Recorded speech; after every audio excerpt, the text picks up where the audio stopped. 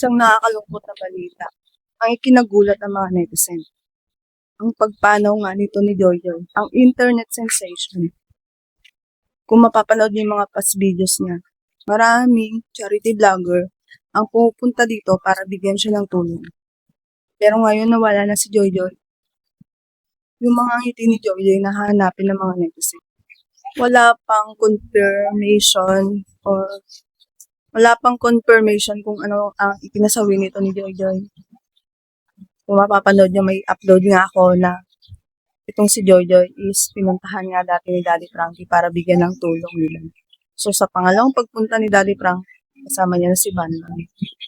Talagang nakakatuwa tong batang to. Bilis lang talaga ng buhay ng tao. Hindi mo masabi kung kailan ka kukunin ni Lord. Kung balita lang to, kanina pagbukas ko ng Twitter, bumungad nga to. Talagang sikat yan si Joyjoy.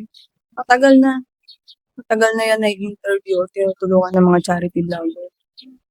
Nakakatuwa kasi siya, di ba, pagkausap mo siya, bibo siya, masayahin siya. Nakikiramay kami sa pamilya ni Joyjoy, lalo na sa mama niya. Sure ako talaga na malungkot yung mama niya.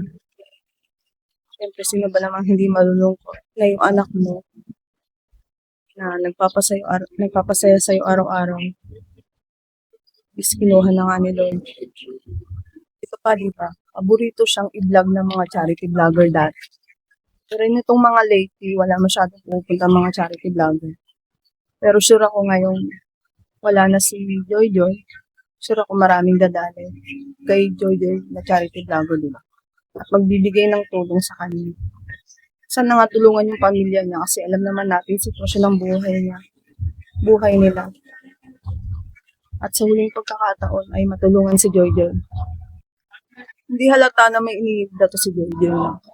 Kasi kung titignan mo naman siya, mukhang healthy naman siya, masayahin, malakas, di ba? Pero yun na nga, hindi tayo inaasahan nangyari. Yun lang mga kababayan. Share ko lang sa inyo. And blessed Sunday po sa lahat. Stay happy, stay healthy, and God bless po. And don't forget to like and subscribe. And salamat po sa lahat na nag-subscribe sa akin. God bless po sa ating lahat. And yun lang. Thank you po.